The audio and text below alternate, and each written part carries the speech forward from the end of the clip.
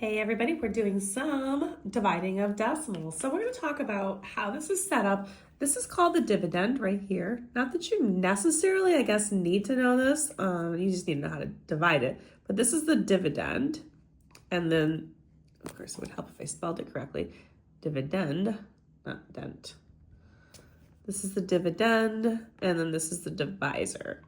So what we're going to do is we are going to take this. This is going to be written a different way. If you're not sure, it could be also written like this.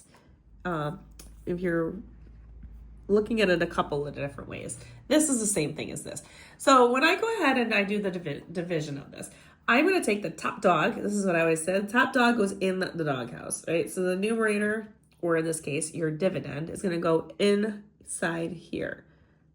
And then your divisor goes on the outside. Now, if I'm just using a calculator and I'm trying to do this, I literally would just type this in exactly how this is. I would put 0.3 divided by, and then I'd put 2.5, and then I'd hit equals. So when I'm doing these by hand, longhand, you are going to be looking at this. Now, of course, we don't want to be dealing with decimals whenever possible. And we really don't want them when they're in the divisor. So we do want to make that divisor not and just make it a whole number. So we have to move it over one spot to the right. And if we do that over there, we also have to do that over here. So one of our algebraic skills, whatever we do to one thing, we got to do it to everything else. So really what you end up with now is going to be 25.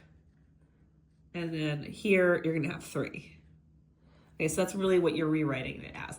Now, obviously 25 cannot go into 3 because 3 is smaller than 25.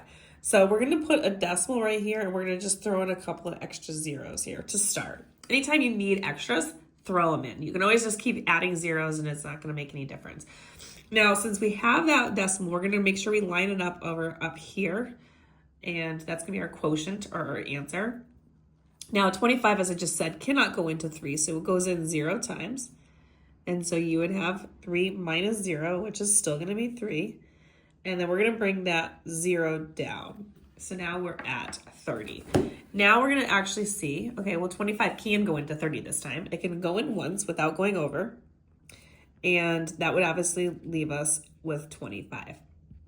So we're going to subtract 30 minus 25. We got 5 left over. And then we have that 0 here. And again, if you ran out of zeros, you could always just keep adding.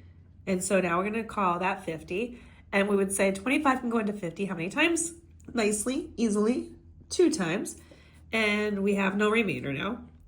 So our answer would just be simply 0.12. And that is my answer. And if you want more questions like these, you can find them on my YouTube, Instagram, and TikTok at YouWantAlgebra. All these are going to be located under the Are You Ready for Middle School Math section of my playlist.